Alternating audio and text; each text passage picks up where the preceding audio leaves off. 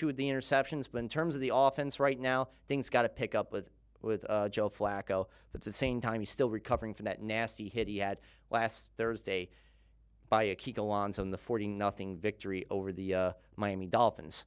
Kansas City Chiefs have lost 3 out of their last 4 after starting with 5 consecutive wins. I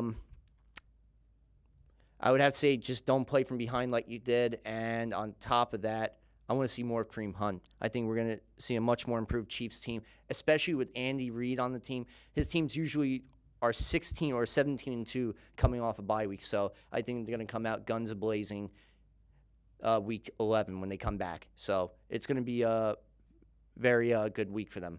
Now, the Raiders. The Raiders team right now this past week, they've lost 5 out of their last 7. In order for their season, they have to go on a huge winning streak in order to have a chance at the wild card because the division is not a reality. And the Eagles, with the best record in the NFL, 8-1, 7 consecutive victories. Oh my. This has been a heck of a year. So really good stuff, Philadelphia. Good stuff all around. And I'm just love the balance on offense. Jim Schwartz doing a great job as coordinator. So my hat's off to the Eagles organization and to Howie Roseman, the GM, with making the deal for Jay Ajayi. I think that made that running course situation even more dangerous than it already was. Now, Thursday Night Football, Seahawks, Cardinals, right here. Yeah, what a game between these two teams, especially the Seahawks coming off a huge loss at home, going into a tough environment against Adrian Peterson. But honestly, you can beat the Cardinals. But here's the thing, Drew Stanton, he's had 10 starts in his career for Carson Palmer. He's gone 7-3 in those starts, 3 of those victories, all at home. Yep. That's, in fact, all of his wins at home. He's been 3-0. So who knows? He might end up doing that again. Now, let's go into In the Neighborhood. The New York Jets visiting the Tampa Bay Buccaneers. The story, revenge of the ex-quarterbacks. Josh McCown, the former quarterback of the Buccaneers in 2014, when the Bucs went 2-14, then 2015 decided to draft Jameis Winston out of Florida State, who's made every single start up until this coming week. And then you have Ryan Fitzpatrick, the former quarterback of the Jets back in 2015, when he had a franchise record 31 touchdowns in one season. Now both of them have swapped teams and are about to face each other in Tampa. I think that's a compelling storyline, but honestly, the Jets are much better defensively, including last week's victory at home against Buffalo when they won 34-21. You're going to see more of the same attack defense because this offense without Winston, without Mike Evans for this game, they're not the same. This is going to be a blowout to watch. I got the New York Jets winning this one by 10 points. Look out for Austin Seferian-Jenkins, too, a former Tampa Bay Buccaneer, who is also going to get some payback. Though, if you look at, in the situation, the Buccaneers are kind of in the right to let him go. I'm not going to get too in the story, but nonetheless, the Jets are going to win this game. Now, the next game right here, the Giants will travel to the winless 49ers. Had not been for the fact the Giants are a local team, they would have been the last game, honestly, I would have discussed. Because you got two teams with a combined 1 win and 16 losses. Yeah. Are you excited right now? You jumping for joy? Because I wouldn't be. I don't think anybody would be with these two teams. These are two traditional powerhouses, and yet they are inept on offense. And they're both facing similar questions of who will be under center, which I never thought would be the case with the Giants. Again, disrespectful to Manning and his body of work. But if he does make the start, he'll tie with his brother Peyton for the second most starts all time, consecutive starts at 208, which I think the Giants respectfully should allow to happen. And I think they will. That's why the Giants are going to win over C.J. Beathard, because Garoppolo is still learning the 49ers playbook. I got the Giants win this by 3 points. It really doesn't matter because it's just a cover your eyes and not watch this game more. Do something else at 4 o'clock. Go to the movies. Go apple picking. Go to the supermarket. Do anything else. Do not watch this game. Find out about it on your phone. I had to watch this game, though, unfortunately. Or if you want to watch it, it's your choice. Anyway, the next game, you got the Dallas Cowboys, Atlanta Falcons. Sunday, late afternoon performance. I really like these two teams. Prolific offenses, but the question is, does Ezekiel stay or does he go? Dun, dun, dun, dun. You know that old, do I stay or do I go? It's an old song. Well, does he play or does he go? I think he'll probably end up playing. Now, as for them going into the Mercedes-Benz Superdome in Atlanta, it's going to be a tough situation. I'll tell you that much. It really is going to be a tough situation for this Cowboys team. Even though they got Ezekiel Elliott, who's firing on all cylinders, who's running the ball effectively and can make a catch out of the backfield. You got Dak Prescott, who can throw very crisply. Cole Beasley, who had 2 touchdowns last week in the victory over the Kansas City Chiefs, too, against a Falcons team who went a combined 4-15 on 3rd and 4th down in their 2017 loss to the Panthers. That's where the Falcons need to turn it over in that regard, and also not cause any turnovers. Yeah, the Falcons got to stop the turnovers, especially Matt Ryan. And I don't think he'll be able to do that, even at home in the Mercedes-Benz Superdome, which, by the way, does not serve Chick-fil-A because it's Sunday. I wish they did. I really like their curly fries. But anyway, getting to the game itself, even with Julio Jones as the receiver for the Falcons, I still see Matt Ryan overthrowing him again and making mistakes. I got the Cowboys winning by 10 points. Now, next game right here, we got Saints, Bills. This is huge. Orchard Park, New York, New Era Cap Field. The Bills, right now are coming off an embarrassing performance in New Jersey on Thursday night, 34-21 at the hands of the Jets. The offensive line gave up 7 sacks to Tyrod Taylor. 7 sacks. Several embarrassing turnovers. And they didn't use Kelvin Benjamin, but here's the situation. Kelvin Benjamin was just acquired by acquired by the Bills 2 days ago on Halloween.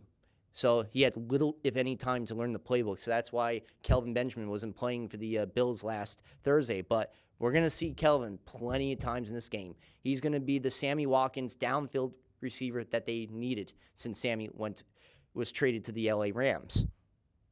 So in that regard, I think we're going to see plenty of him, even though the Saints are familiar with Kelvin. After all, the Saints remember Kelvin from his days with the Carolina Panthers. So they might key on him sometimes, especially Kenny Vaccaro, if he's able to play, and Marshawn Lattimore. But I still think the Bills defensively are going to be able to come up with a game plan to key on Kamara and Ingram, force Breeze to throw 40-plus times in this game, and therefore the Bills will win because of that. I'm going Buffalo. I know it's my upset pick of the week. Vikings visiting the Redskins. Vikings coming off their bye week are really just a great cohesive team, top 10 defense. Case Keenum has been really impressive on the season, considering he's been a backup quarterback for so many years with some other teams, including the Houston Texans, but now he's a starter. He's got a lot of responsibility, and with the absence of Dalvin Cook, who tore his ACL early in the season, the rookie out of Florida State, still they're able to rely on Jerick McKinnon, who can run and and of course Latavius Murray in the backfield, and defensive end Everson Griffin, if he's able to play for the Vikings. Right now he's got a foot injury. He might be a game time decision. I think he will be able to play, and he's done well leading that front seven. The linebacking core is just great. The secondary with Harrison Smith and Xavier Rhodes. Overall, this Minnesota Vikings team has the tools and everything they need to win. Originally, I was going to go with a Redskins team that just won by the skin of their teeth last week against Seattle. But you know what? I changed my mind. I'm going to go with the Minnesota Vikings. And it's the thing, the Vikings haven't allowed a team to score more than 20 points since week 2. I doubt Washington will be the first team to do so. Going with the Vikings. Next game right here, Monday night, Miami visiting Carolina. Ooh, this should be a good, interesting game. Carolina Panthers are just a top defense that's given up only 274.1 yards a game. We're getting some decent ground game performance from both Cam Newton and the rookie out of Stanford, Christian McCaffrey. And it's just it's unbelievable. Yes, Newton's still feeling some discomfort in his shoulder from the offseason surgery he had back in January. But overall, he's still able to give his team just enough offensive performances along that defense just to win, where they can scrape by and win. And in this particular case against Miami, even though with Kenyon Drake taking over, and he's making some strides for the Miami running game, I still think the Carolina Panthers will just, by a couple of Graham Gano field goals, they're going to win this week. So I'm going with the Panthers. Next game, Chargers, Jaguars. Two really, this is an interesting game for the Jaguars. Already, for the first time since December of last year, they won at home. It's a 13-month span it's taken for the Jaguars to finally win a home game this year, where they've been better on the road. And on top of it, they're winning consecutive games, which is something for the first time since October of last year. And Blake Bortles hasn't turned the ball over rarely in the last few weeks, if any, which is something that we finally wanted to see, because going to the season, he had almost as many turnovers as total touchdowns. They were looking to can him and go for another quarterback possibly. And yet Doug Maroney and Tom Coughlin gave him another chance, and he's proving to them that third and fourth chances do really exist.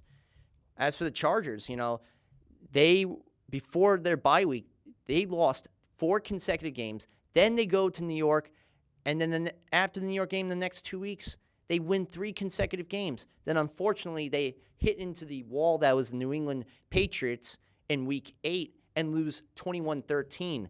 So they're 3-5 going into this game in Jacksonville. A very pivotal matchup for both teams. If the Chargers want to have any chance of possibly going for a wild card victory, a wild card spot in the AFC playoff picture, they need a victory this week against the Jaguars. If the Jaguars want to continue in the fight for the AFC South with the Tennessee Titans, they need this victory as well. So both teams need this win.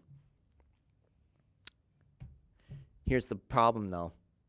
The LA Chargers, for all the good things that they have going on defensively with Melvin Ingram and Joey Bosa, both each having 8.5 sacks, but they're 31st against the run. They give up 135 yards, and that's a problem because you got a guy named Leonard Fournette who has 596 yards on the ground and 6 touchdowns in this rookie season, and was suspended last week for violating team rules. He'll be able to play this week.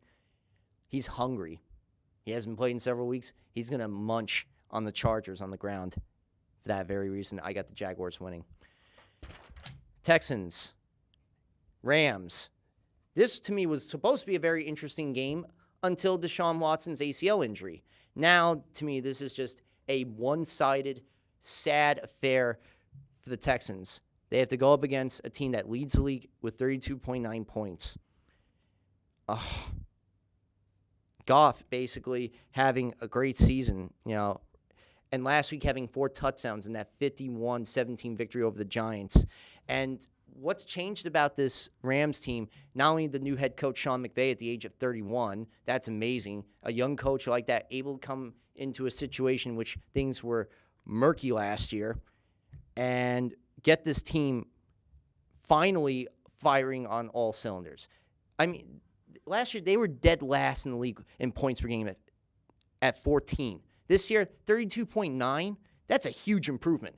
And the acquisition of Robert Woods and Sammy Watkins, and drafting Cooper Kupp and getting Gerald Everett and signing 2 big offensive linemen, including Kevin Zeitler.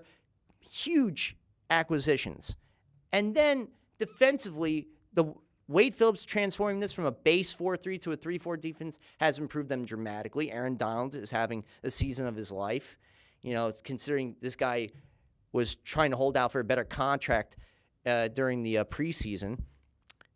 And everything is going in the right direction for the Rams at 6-2. While for the Texans, with Watson's injury, with J.J. Watt out for the year, and Whitney Merciless on the defense, things cannot get any worse for this Texans team.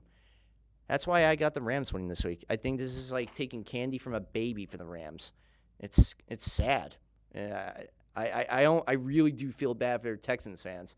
Already this is a city that just won a World Series and could possibly win an MLS Cup with Houston Dynamo, and now their football team is not living up to that. It's not living up to the expectation of being another championship team in their city. I don't know. All right, moving on. The next game, Packers, Bears, the 196th meeting of this incredible rivalry between the two NFC North squads, with the Packers clinging to a 95-94-6 lead in the series. However, the luster is lost because Aaron Rodgers is not playing in this game.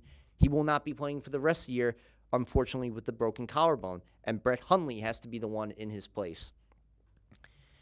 And to me, on top of that, not having Brian Bulaga, losing Brian Bulaga, your veteran tackle, on top of that with a torn ACL, the Packers really are in a very bad situation. That's why I do not see the Packers being able to get the ball, especially Brett Hundley, being able to release the ball in time. And you talk about the Packers having to face the 8th best defense in the league in the Chicago Bears. That's why I got the Chicago Bears winning. Not because of Mitchell Trubisky under center for the Bears, because of the Bears defense. All right, next game right here. Steelers visiting the Indianapolis Colts. Yes, the Colts won last week, but it was the Deshaun Watson-less Texans. And yes, T.Y. Hilton had a great performance at $175 yards, 2 big touchdowns, including an 80-yarder. But you're going up against a much different animal in the Pittsburgh Steelers, a team that offensively has all the weapons they need, and Le'Veon Bell can run the ground. You got Juju Smith-Schuster, a star in the making. And on top of all that, you got a Colts team that has given up the most points in the league at 260, and they just let Vontae Davis go because of the neck injury that he has. Oh, and by the way, the Colts are the second worst passing defense. They give up nearly 280 yards through the air. Ben Roethlisberger is just salivating knowing that's the case, and he's going to have a field day throwing all over the field to Antonio Bryan, and even Martavis Bryant, if he can get his attitude in check. That's why I got the Steelers winning this week. Sorry, Colts. Now, the New England Patriots are going to be visiting the Denver Broncos on Sunday Night Football. The Broncos losing 3 straight, while the Patriots at 6-2 lead the AFC East.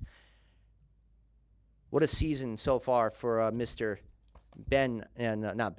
Tom Brady. Unbelievable, with a great touchdown percentage, and but yeah, he might be missing Chris Hogan this week. But even with that being the case, you still have Brandon Cooks to throw to. You have Gronkowski to throw to. You have a good running game with Rex Burkhead and James White. They have the offensive weapons in place, and the defense will just have enough to contain a Broncos team, whether it's Osweiler or whether it's Trevor Siemian starting. Both of them are inept. That's why I got the Patriots winning this one. The Cincinnati Bengals visiting the Tennessee Titans. And the Bengals are just looking to survive this year and try to keep Marvin Lewis employed. But if they even want to think about going for a playoff run, they got to have 6 wins the rest of the year to even be in the conversation. But things are not really looking up for them right now. Their running game has to pick up. 54 yards last week on the ground. Oh, yes, you got a touchdown by Joe Mixon, but still, it doesn't compensate for the lack of run production that they have. You would have thought after firing Ken Zampese from the offensive coordinator position after 2 weeks with the Bengals that the offense would change. It's been more of the same. And A.J. Green should be kissing Roger Goodell's feet for not getting a suspension, which he honestly deserves. Because had A.J. been suspended, it would have been even easier for the Titans to win this game. I still think the Titans are going to win, but it's not going to be as easy as it would have been without A.J. Green playing for the Bengals. Expect to see a little more running performance, a better running performance from both Derrick Henry and DeMarco Murray for that Titans rush game. And Marcus Mariota, I think he's going to have 2 big rushing touchdowns on the ground. Go for the Titans. This is the day that they will remember that they played the Titans. Love that movie. If you ever get a chance to watch Remember the Titans, please, I urge you to watch that. The Replacements, even though The Replacements is not a true life story, I just find it, I like football movies like that. All right. Now the next one right here. Oh, I'm sorry. This is just laughable. The 0-8 Cleveland Browns against the Detroit Lions. The Lions, man, this is just funny. This is funny for me because the Lions, just like any true lion, is waiting for their prey, for their piece of meat to chomp down on. And that's what the Browns are. I know some people tell me, no, Eric, don't think like that. Because this could be a trap game. I've heard that so many times. With any team that's played the Browns, whether they're 0-6 or 0-7, it's going to be a trap game. And yet every time I hear that, the Browns do what they do best. They either turn the ball over when they get to the red zone, they give up 18 unanswered points, which they did in their 33-16 trouncing in London Week 8 against the Vikings, or they'll throw an interception in the end zone. Either way, Deshaun Kaiser will find some way to screw up, as he's done this year. Well, okay, 2 weeks ago, for the first time ever, I'll give him the fact that he didn't turn the ball over or throw an interception. But for the most part this year, he's had only, 5 touchdowns to an abysmal, actually 3 touchdowns to an abysmal 11 interceptions, completing just 52.1% of his passes. They selected him second round out of Notre Dame to change the culture of the revolving door of quarterbacks. And yet, it's more of the same.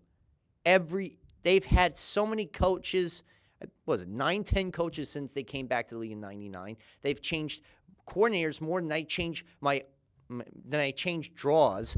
And it's just a revolving door and an endless array of playbooks that these offensive and defense players have to go through. And you wonder why there's no consistency, why they keep losing year after year after year.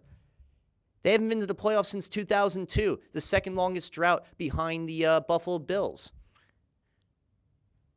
And Jason McCourty, their cornerback, could be questionable this week with an ankle injury against the Lions team that can fire, again, on all cylinders.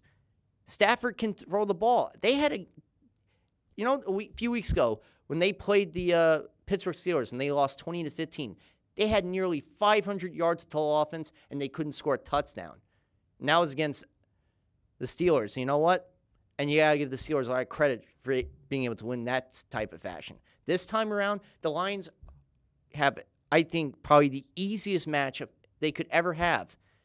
Look for them to not only win this game, but in ridiculous, embarrassing fashion, where we'll see probably Matthew Stafford sit sometime after the second half with a baseball cap, with a huge 3-touchdown lead. I'm sorry, I just do not see the Browns in any way, shape, or form winning. Even with the defense improved with Greg Williams, it's still more of the same.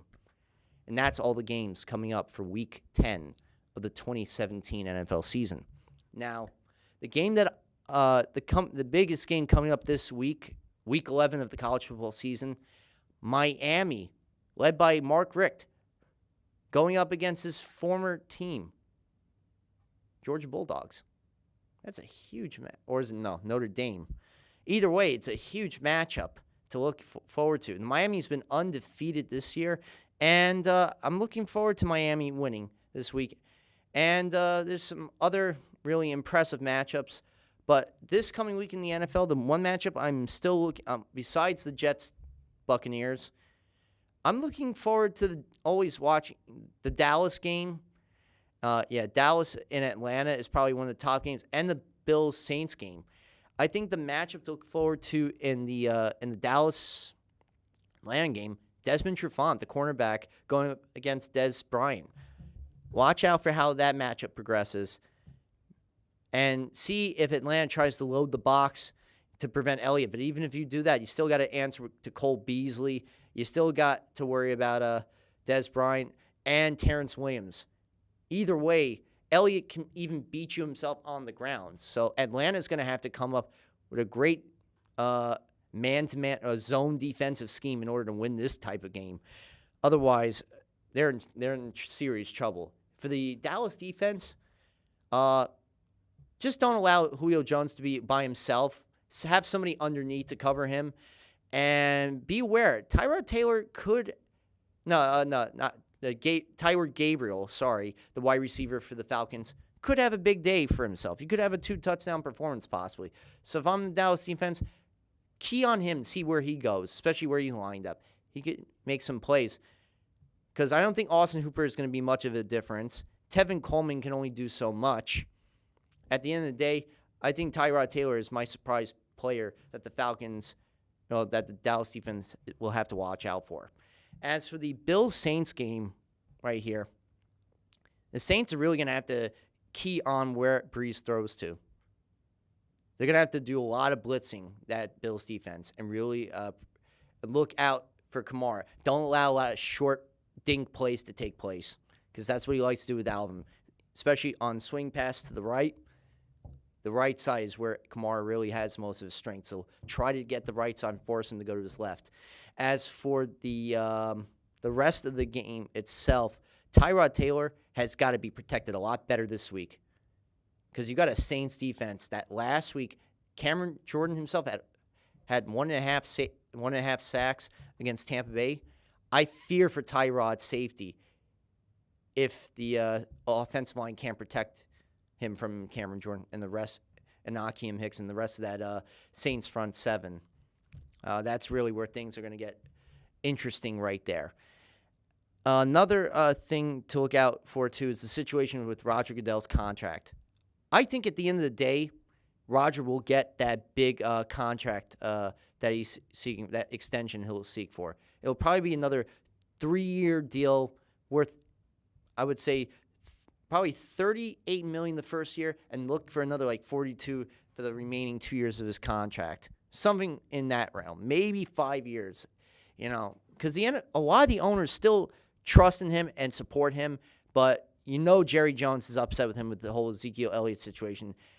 I understand with the flag, but at the same time, he's really mostly mad is about what's going on with Ezekiel Elliott. As I mentioned earlier, when it comes to any of Jerry Jones's star players being put for suspension, he will fight to the death for them.